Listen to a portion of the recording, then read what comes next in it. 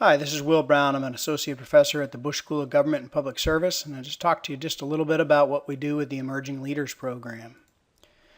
We have some of the best faculty and staff associated with the Bush School who will come in and provide some workshops and educational sessions for participants. These are faculty members who teach regularly in our academic program, and they take of their time to be able to sort of help the participants of the program think through leadership and what that means. Program has several features to it. Obviously, we start out with a definition of leadership. We have some self-assessment tools that we utilize. Much of this is built around the Individual Leadership Plan, or the ILP. And so I'm going to talk a little bit about what the Individual Leadership Plan is and how that works. And then we offer a number of workshops to sort of think through areas or competencies that leaders can begin to develop, which would inform their plan. Because fundamentally, the program intends to be able to help participants imagine the elements of areas where they're strong and areas where there's opportunities for growth or development. And these workshops begin to provide them with some skills and to be able to think about, wow, I need to be a little bit more effective in some of these areas or these aspects in reference to what it means to be a leader in my organization. We have fun with sort of some initial definitions of what it means to be a leader.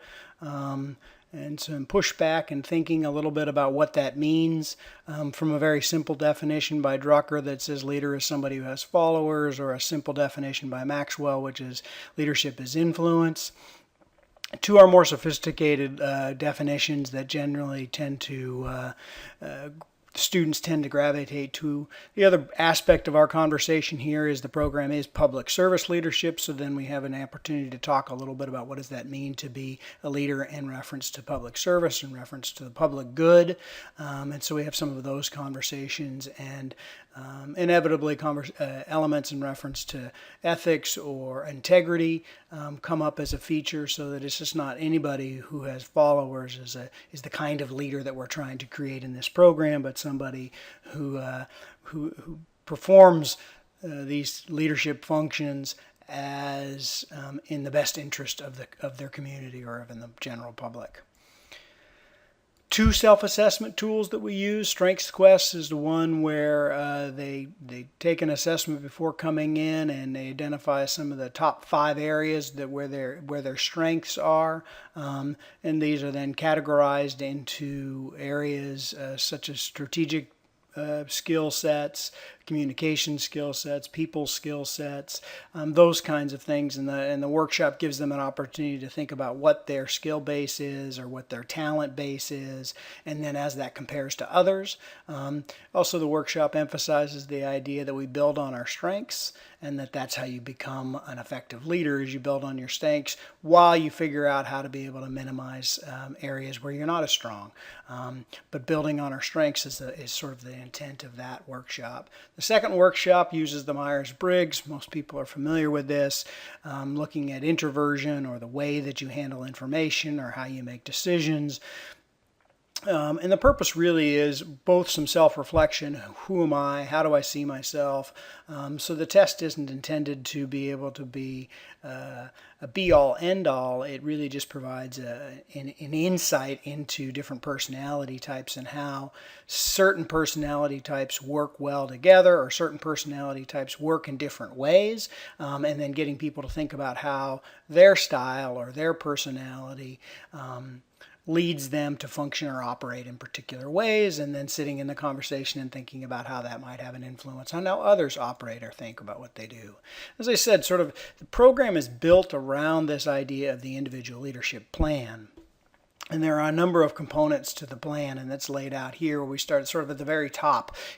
What are your values, and what's most important to you, or what are the fundamental guiding principles about who you are?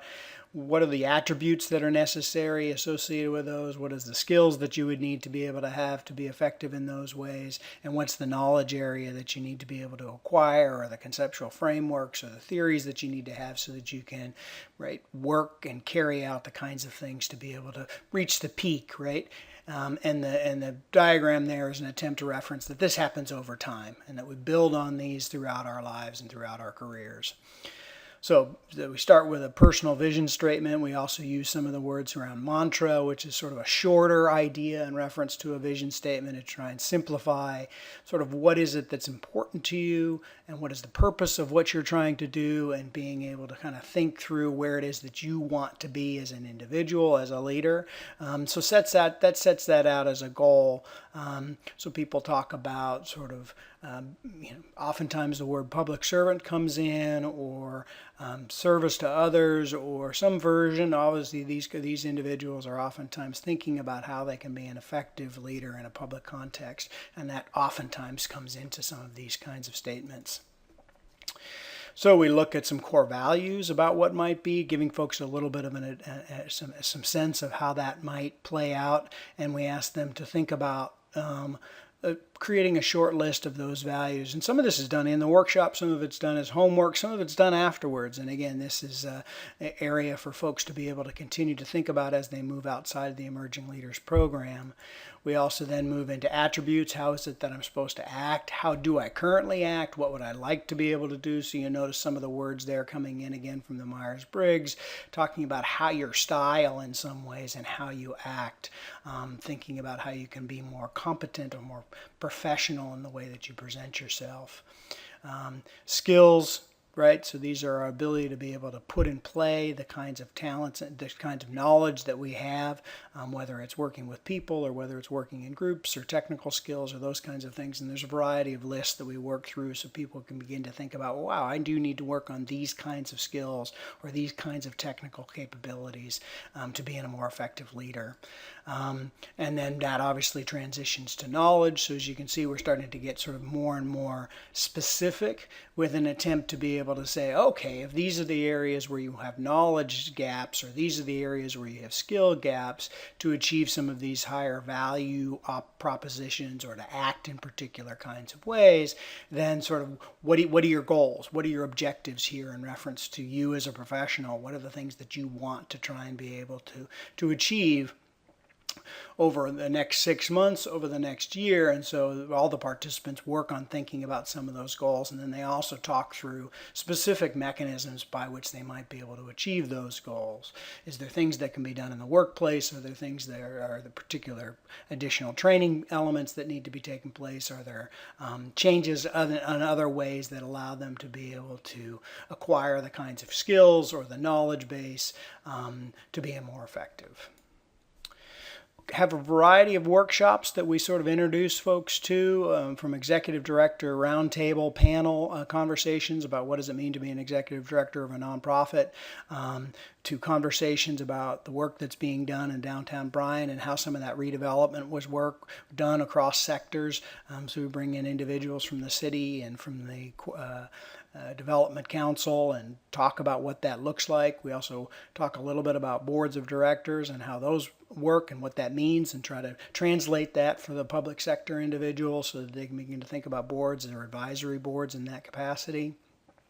Good introduction to performance management and balanced scorecards. Introduce some key ideas around social media and how that plays out, and also introduce the ideas of collective impact and the importance of working together.